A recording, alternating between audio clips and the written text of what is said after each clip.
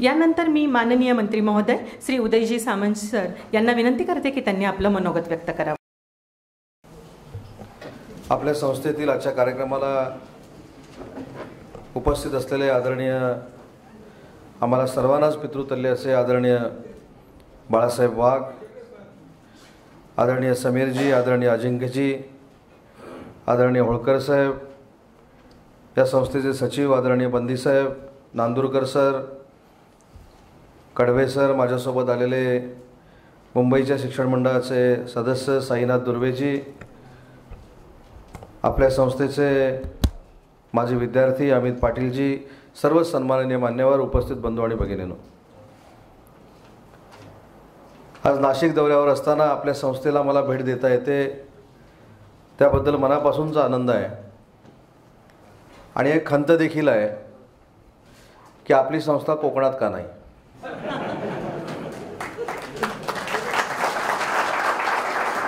कोकणात असती तर अमित सारखा माझा देखील सत्कार झाला असता. पण खरोखरच मला बाळासाहेबांना असेल किंवा पूर्वी ज्यांनी ज्यांनी या संस्थेसाठी योगदान दिलं आहे त्या सगळ्यांचं मनापासून कौतुक केलं पाहिजे. एक कार्यकर्ता म्हणून, एक मंत्री म्हणून, मग शासनामार्फत असेल किंवा वैयक्तिक असेल. आपला सगळा स्लाइड शो बघत असताना संस्था स्थापन करायला किती मेहनत लागली हे देखील कळलं आणि दातृत्व गुण कसा असतो हे देखील कळलं. आणि 50 वर्षानंतर दातृत्व गुण ज्यानं दाखवलेला आहे त्याचा फोटो देखील असतो हे देखील या संस्थेमध्ये मला बघता आलं. त्याबद्दल बाळासाहेब तुमचं, अजिंक्यजी तुमचं, सगळ्यांचंच मनापासून कौतुक करतो. कारण ही प्रथा थोडीफार लोप पावत चाललेली आहे.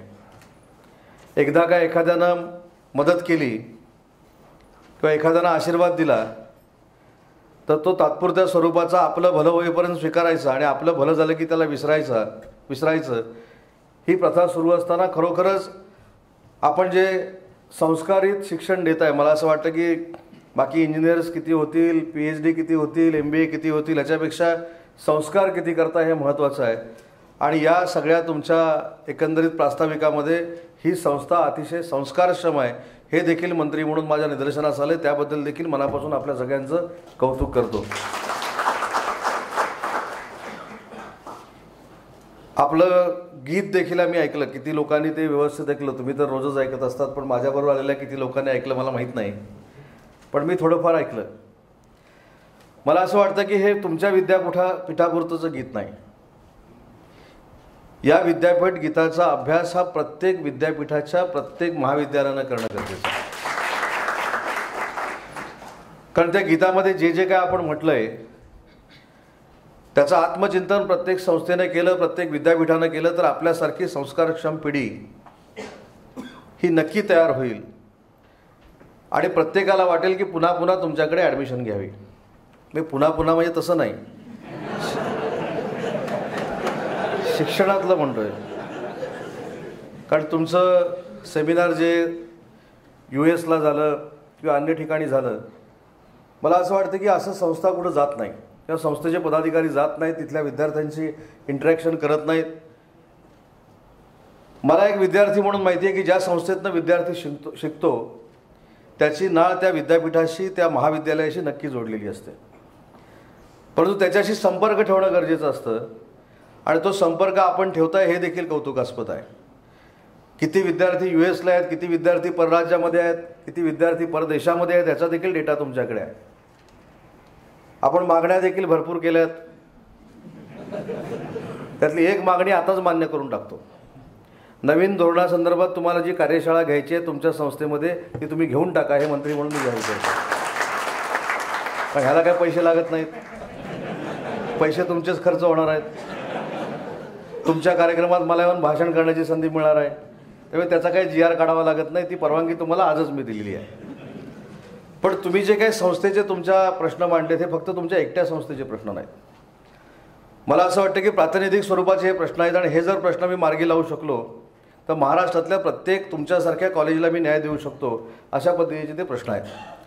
आणि म्हणून प्राचार्य साहेबांना देखील मी सांगतो की एक 15-20 दिवसानंतर मी आपल्या संपर्कात राहील, माझं ऑफिस आपल्या संपर्कात राहील. आणि या प्रश्नांचं नक्की काय करायचं या संदर्भातली एक सविस्तर बैठक देखील माझ्या अध्यक्षतेखाली लावली जाईल आणि त्याच्यात जास्तीत जास्त याचे प्रश्न सोडवले जातील. अनेक प्रश्न असे आहेत की त्याचा खरं माझ्याशी काही संबंध येत नाही आणि मी त्याच्यावर जर भाष्य केलं तर परत अडचणीत येऊ शकतो म्हणून भाष्य करत नाही. एकच साधी गोष्ट याच्यामध्ये सांगतो की माझ्या हातामध्ये जी आहे, ज्यावेळी खात्याचा मी कार्यभार स्वीकारला आणि मला कळलं की राजश्री शाहू महाराज शिष्यवृत्ती ही माझ्या अखत्यारीमध्ये येते. आपण माहितीच्या अधिकारात चौकशी केली तरी चालेल. माझ्याकडनं 630 कोटी रुपयाची राजश्री शाहू महाराज शिष्यवृत्ती ज्या दिवशी माझ्या अकाउंटला आली त्याच्या 24 तासात विद्यार्थ्यांकडे संस्थेकडे गेली. पण शेवटी आपण समाज कल्याणचा विषय या ठिकाणी मांडलाय, ओबीसीचा विषय मांडलाय, त्या मंत्र्यांना देखील सांगण्याची जबाबदारी आज या कार्यक्रमाच्या निमित्तानं मी स्वीकारली. पण परवा हा मुद्दा मी उपमुख्यमंत्री महोदयांना देखील सांगितला की शिष्यवृत्ती जी आहे, आपण महा-आय-टी म्हणतो किंवा ऑनलाईन सगळं म्हणतो, ज्यावेळी डिपार्टमेंटकडनं महा-आय-टीकडे जाईल त्याच्यानंतर 24 तासाच्या आत ती स्कॉलरशिप ही विद्यार्थ्याच्या खात्यामध्ये जमा झाली पाहिजे. संस्थेचे जे पैसे असतील ते संस्थेच्या खात्यामध्ये जमा झाले पाहिजे. त्याच्यावर देखील आम्ही चांगल्या पद्धतीचं होमवर्क करतोय, त्याला देखील लवकरात लवकर यश येईल. मी तर त्याच्या पुढे जाऊन सांगितलं की प्रत्येक खात्याला ही मुभा द्या. महा-आय-टीच्या माध्यमातून करण्यापेक्षा प्रत्येक खात्यानं ठरवून घ्यावं आणि प्रत्येक खात्यानं निकष लावावा की ज्यावेळी महाराष्ट्र शासनाच्या फायनान्स डिपार्टमेंटकडनं ती ग्रँट आमच्या खात्याकडे येईल, ती आलेली ग्रँट ताबडतोब 24 तासाच्या आत ती विद्यार्थ्यांपर्यंत पोहोचली पाहिजे. ही जबाबदारी प्रत्येक खात्यावर आपण फिक्स करा. अशा पद्धतीची मागणी मी उपमुख्यमंत्र्यांकडे आणि मुख्यमंत्र्यांकडे केली. मला असं वाटतं की त्याला देखील यश येईल आणि पुढच्या वर्षीपासून हा जो काही प्रश्न आहे हा प्रश्न देखील निकालात निघेल. प्राचार्यांच्या भरती संदर्भात मी सांगितलं की 269 प्राचार्य भरतीची घोषणा आम्ही केलेली आहे. त्याचा GR देखील काढला आहे. प्राध्यापकांच्या भरतीसाठी थोडा वेळ आम्ही थांबलो आहे, पण प्राध्यापकांच्या भरती त्याला देखील येत्या 8-10 दिवसामध्ये आम्ही मान्यता देऊ. ते देखील प्राध्यापकांची भरती सुरू होईल. पण हे करत असताना कॉलेज देखील सुरू करणं गरजेचं आहे, हे देखील मला माहिती आहे. पण कॉलेज कधी सुरू करायचं, कॉलेज कधी सुरू होणार आहे ह्याच्यावर जशी परीक्षेच्या वेळी चर्चा झाली तशी कॉलेजच्या बाबतीत देखील चर्चा सुरू आहे की मंत्र्याला नक्की कॉलेज कधी सुरू करायचं आहे. पण त्या बाबतीतलं माझं प्रामाणिक मत असं आहे की विद्यार्थ्यांना एका ठिकाणी बोलून अजून काही कोविड गेलेलं नाही आणि म्हणून विद्यार्थ्यांची, माझ्या प्राध्यापकांची, शिक्षकेतर कर्मचाऱ्यांची, या सगळ्यांची सुरक्षितता बघूनच कॉलेज सुरू केली जातील. पण ती लवकरात लवकर सुरू केली जातील. 50% प्रेझेंटीवर सुरू करायची, नाही करायची, 100% करायची, याच्यावर आम्ही चर्चा करतोय. पण येत्या 2-4 दिवसामध्ये हे निर्णय होतील. पण हे निर्णय जरी झाले तरी मला सगळ्याच माझ्या सहकाऱ्यांना एक विनंती करायची आहे की जे नियम आजपर्यंत आपण पाळतोय ते कॉलेज सुरू झाल्यानंतर देखील पाळणं गरजेचं आहे. आणि मला आनंद वाटला की इथे आल्यानंतर 99% तुमच्या सगळ्यांच्या चेहऱ्यावर मास्क आहे, फक्त बाळासाहेबांच्या नाही. पण अजिंक्यने मला सांगितलं की कोविड सुरू झाल्यानंतर म्हणजे तुमच्याकडे आदर्शवत व्यक्तिमत्व किती आहे त्याचा अभ्यास तुम्ही जर केला तर ते महत्त्वाचं आहे की कोविड सुरू झाल्यापासून स्वतः तुमच्या संस्थेचे अध्यक्ष रोज इथे येत होते आणि त्या दिवशी पण त्यांनी मास्क घातलेला नव्हता, कोविडच्या पहिल्या दिवशी. आणि आता कोविड चाललाय तरी ते मास्क घालत नाहीत. ह्याच्यामध्ये एकच गोष्ट आहे, इच्छाशक्ती आणि आत्मविश्वास. तो दुर्दैवानं आमच्यामध्ये नाही. तुम्हाला कोणाला किती वेळा कोरोना झाला मला माहीत नाही, पण नाशिकला येऊन येऊन मला 2दा झाला. आम्ही साक्षीदार आहे. पहिला ज्यावेळी नाशिकवरनं मुंबईमध्ये गेलो त्यावेळी झाला आणि दुसरा नाशिकचा कार्यक्रम करून जात असताना गाडीमध्ये सिम्पटम्स सापडले आणि परत दुसऱ्यांदा झाला. परंतु नाशिकमधनंच हा आम्ही आदर्श घेतला की स्वतःमध्ये जर आत्मविश्वास असेल, स्वतः जर स्वतःची काळजी घेतली तर वयाच्या 89व्या वर्षात देखील मास्क लावावा लागत नाही, एवढा कॉन्फिडन्स बाळासाहेबांमध्ये. आणि हाच आदर्श आपण सगळ्यांनी मिळून आम्ही जर घेतला तर मला असं वाटतं की कुठेही काय आपल्याला कमी पडणार नाही. आणि खरोखर अनेक आदर्श घेण्यासारखे व्यक्तिमत्व या ठिकाणी आहेत. माझ्या संस्थेचं नाव आता मॅडमने घेतलं, पण संस्था मॅडम माझी काही एवढी मोठी नाही. पण माझी संस्था मोठी नसताना देखील उद्धव ठाकरे साहेबांनी मला का उच्च व तंत्रशिक्षण विभागाचा मंत्री केलं हे मला अजून कळलेलं नाही. पण साहेबांना धन्यवाद एवढ्यासाठीच दिले पाहिजेत की आजच्या कार्यक्रमाच्या निमित्तानं 2 दिग्गजांच्या मध्ये बसण्याची संधी मला नक्की मिळालेली आहे. आता मी होळकर साहेबांचं वय काय विचारलं नाही, कोणाचं वय विचारू नये असं म्हणतात, त्यांचं वय विचारलं नाही, पण 89 आणि 87 किती मला माहीत नाही, 70 म्हणजे या दोन मंडळींच्या मध्ये मी बसलोय, हे माझं केवढं भाग्य आहे. ज्यांनी हा शैक्षणिक विचार ग्रामीण भागापासून शहरामध्ये आणला आणि शहरामध्ये आणून परत थांबले नाही तर पुन्हा ते ग्रामीण भागामध्ये गेले आणि विद्यार्थ्यांना शिकवत आहेत. मला असं वाटतं की संस्था चालक ज्यावेळी शहरामध्ये येतो तेव्हा पुन्हा तो ग्रामीण भागामध्ये जात नाही, पण महाराष्ट्रातलं शहरात येऊन ग्रामीण भागामध्ये जाण्याचं पहिलं उदाहरण तुमच्या संस्थेचं असेल हे मी जबाबदारीने सांगतो.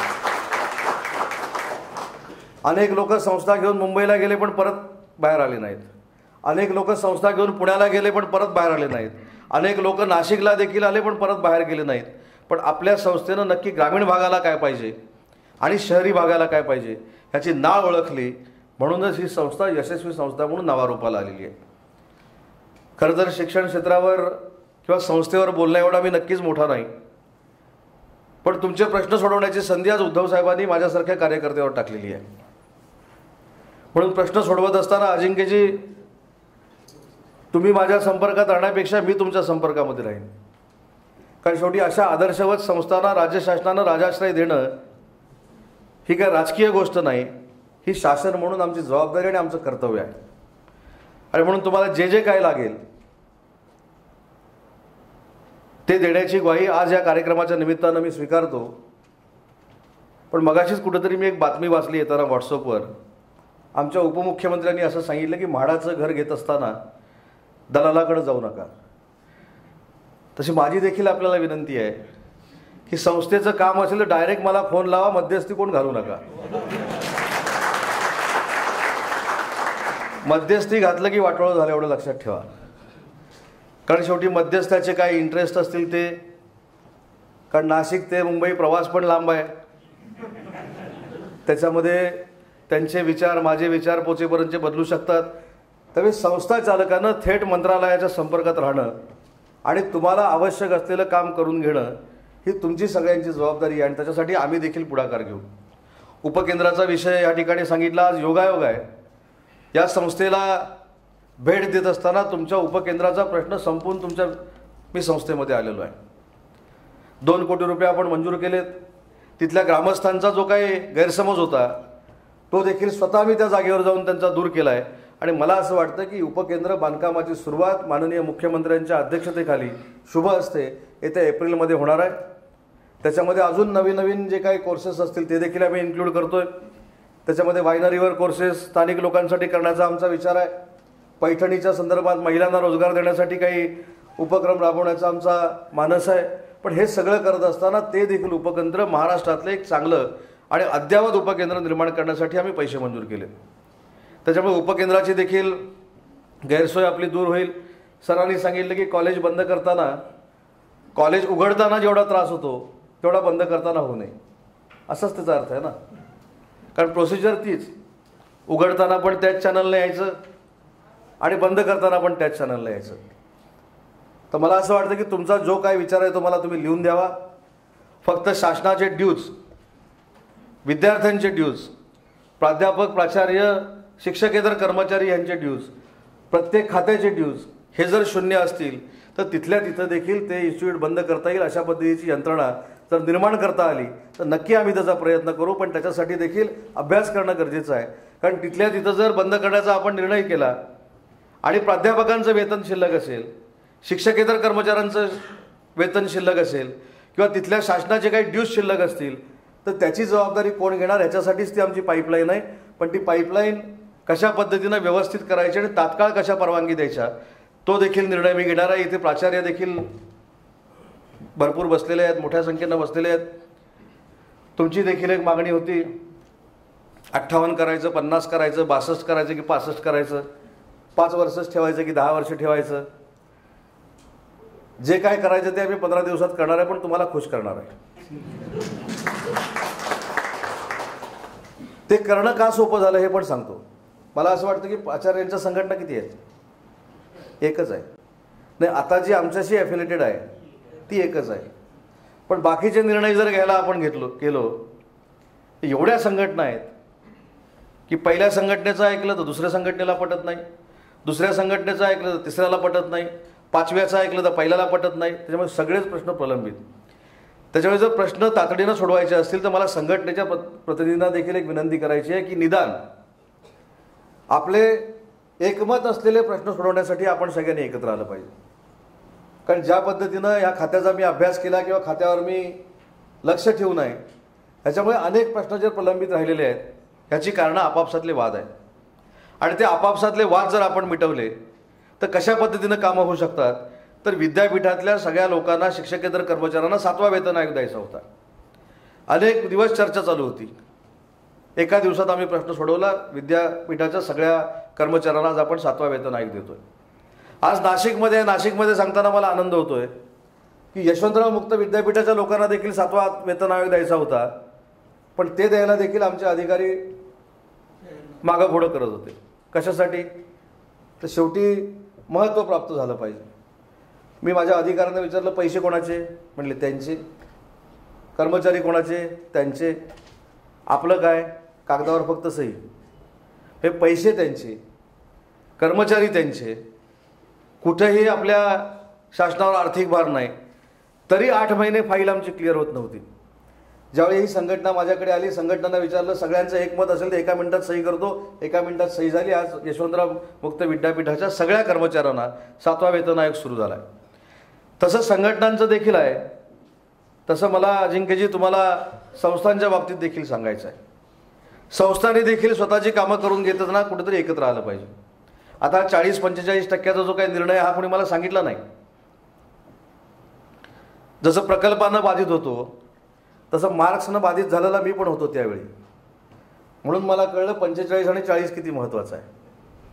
पण मी पण सफर झालो ना. म्हणजे माझी टक्केवारी तुम्हाला सांगत नाही, लक्षात आली असेल सांगितल्यामुळं. जर म्हटलं माझ्यासारखा विद्यार्थी त्यावेळी ओपन आणि या सगळ्या आरक्षणामध्ये बाधित होत असेल आणि माझ्यासारख्या विद्यार्थ्याला शिकायला कर्नाटकामध्ये जावं लागलं.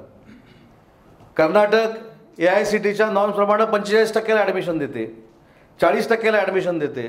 पण आमच्या इथल्या काही विद्वानांनी ठरवलं की नाही, तर 50%लाच ॲडमिशन द्यायची. का? शिक्षणाचा दर्जा वाढवायचा आहे. 50%ला किंवा 40%ला ॲडमिशन घेतलेला मुलगा हा काय भविष्यामध्ये 75% मिळवू शकत नाही, असं होत नाही. आणि म्हणून त्या 50%वर किंवा 10वीच्या मार्क्सवर त्याची तुलना कोणी करू नये. हा निर्णय घेत असताना 80,000 विद्यार्थ्यांना पुन्हा एकदा महाराष्ट्रामध्ये ॲडमिशन मिळाली पाहिजे, त्यांना परराज्यामध्ये जाता कामा नये, यासाठी घेतलेला निर्णय होता. आणि त्याच्यामध्ये आम्हाला यश येतंय हे ऐकून देखील शासन म्हणून आम्ही सगळे समाधानी आहोत. मला संस्थेला आणि एक विनंती करायची आहे, जी तुम्ही मागणी केली आहे की नाही मला माहीत नाही. आम्ही सगळ्या मोठ्या मोठ्या शहरांमध्ये शासनामार्फत स्पर्धा परीक्षांचं केंद्र द्यायचं ठरवलेलं आहे. आणि ती संस्था जर रेप्युटेड असेल तर तुमच्याबरोबर MOU करून ते स्पर्धा परीक्षांचं केंद्र दिल्ली, महाराष्ट्र आणि संस्था असं आम्हाला चालवायचं आहे. ज्ञानेश्वर मुळे त्या कमिटीचे अध्यक्ष आहेत. जर आपल्या संस्थेला असं वाटत असेल की या संपूर्ण परिसरातनं स्पर्धा परीक्षेचे विद्यार्थी तयार करून SP आणि कलेक्टर बनवायचे आहेत, तसा अर्ज जर तुम्ही आमच्याकडे केला तर काही न बघता त्याची परमिशन देखील तुम्हाला दिली जाईल. फक्त त्याच्या फीवर मात्र नियंत्रण जे आहे हे सरकार म्हणून आमचं राहणार आहे. कारण शेवटी गरीब कुटुंबातल्या मुलाला आपल्याला जिल्हाधिकारी करायचं आहे, गरीब कुटुंबातल्या मुलाला आपल्याला SP करायचं आहे, मुलीला आपल्याला SP करायचं आहे. आणि म्हणून त्यांच्यावर फीचं बर्डन जर मोठ्या पद्धतीनं पडलं तर ते त्याच्यामधनं तो कोर्स पार करू शकत नाहीत. यासाठी घेतलेला आम्ही निर्णय. आणि त्याच्यामध्ये संस्था जर पुढे येणार असेल तर ते देखील एक नवीन उपक्रम म्हणून आम्ही शासनामार्फत तुम्हाला परमिशन द्यायला तयार आहोत. आणि म्हणून आज या कार्यक्रमाला इथे बोलवल्यानंतर प्रश्न देखील मी बघितले, आपल्या संस्थेची वाढ देखील झालेली आम्ही बघितली. 1973 सालापासूनची माझ्यासारख्या कार्यकर्त्याच्या एवढ्याच शुभेच्छा आहेत की अजून 5 वर्षांना ज्यावेळी आम्ही येऊ ते व्यासपीठ असंच असेल. एवढं उदंड आयुष्य या सगळ्या मंडळींना मिळालं पाहिजे. आणि त्यावेळी तुमच्या विद्यार्थ्यांची संख्या 20,000वरनं 40,000 झाली पाहिजे. ती कशी झाली पाहिजे? तर ती गुणवत्तेच्या आधारावर झाली पाहिजे. मगाशी मला गाडीतून येताना कोणीतरी सांगितलं की संस्थेचं रेप्युटेशन कशावरनं कळतं. मी तर तुमच्या संस्थेमध्ये पहिल्यांदाच येणार होतो. गाडीत बसल्यानंतर ज्या संस्थेमध्ये मला जायचं आहे त्या संस्थेमध्ये जात असताना नक्की ती संस्था काय हे देखील माहिती असलं पाहिजे. म्हणून तुमच्याच माझी विद्यार्थ्याला गाडीमध्ये बसवलं आणि विचारलं, काय संस्था ही? आडनाव वाघ आहे म्हटल्यानंतर जायला काय हरकत नाही. कारण शिवसेना आहे. पण तुमच्या माजी विद्यार्थ्यांना जे सांगितलं ते महत्त्वाचं आहे. त्याने मला माजी विद्यार्थी म्हणून सांगितलं नाही, तर एक नाशिकचा नागरिक म्हणून सांगितलं की पुणे विद्यापीठामध्ये जेवढी इंजिनिअरिंग कॉलेज येतात किंवा जी कॉलेजेस येतात त्या पहिल्या 1-2 क्रमांकामध्ये राहणारी ही संस्था आहे आणि म्हणून साहेब तिथे आपण गेलंच पाहिजे, गेल्यामुळे त्यांना सपोर्ट मिळेल, हे तुमच्या माजी विद्यार्थ्यांनी सांगितलं. आणि तुमचे माजी विद्यार्थी आमच्याकडे देखील राजकारणात येत आहेत, ते देखील चांगलं आहे. अजंकी जेवढे राजकारणात येणारे विद्यार्थी आहेत, तुमचं आडनाव देखील वाघ आहे, पण इकडेच पाठवा. वाघ सोडून नको, शिकले पण वाघांच्या संस्थेमध्ये आणि राजकारण पण करतात वाघांच्या संस्थेमध्ये, असं जर टायअप आपला पण झाला आणि त्याचा काय MOU जर करता आला तर ते एक बघा. आणि म्हणून चांगल्या कार्यक्रमाला उपस्थित राहण्याची संधी मला दिली त्याबद्दल मनापासून धन्यवाद देतो. सत्कार करत असताना तिरुपतीची मूर्ती दिलीत, बालाजीची. आता बघू, वर्षभरात सांगतो नंतर तुम्हाला. तिरुपती कशाचं प्रतीक आहे आपल्याला माहिती आहे. त्याच्यामुळं संस्था चालक पण किती मोठ्या मनाचे आहेत की आलेला मंत्री देखील वर्षभरामध्ये चांगला सदन व्हावा यासाठी बालाजीची मूर्ती आपल्याला दिलेली आहे. परंतु जो सत्कार आपण अतिशय आदरपूर्वक केला त्या सत्काराचा आपल्याला पश्चाताप होणार नाही एवढंच सांगतो. पुन्हा कधी बोलवलं तर नक्की येण्याची ग्वाही देतो. आणि नवीन धोरण जे आपण करतोय त्याचा कार्यक्रम जो आपण घेणार आहेत, मी आत्ताच गेल्या डॉक्टर माशेलकर साहेबांशी बोलून घेतो, कारण त्या कमिटीचे ते अध्यक्ष आहेत.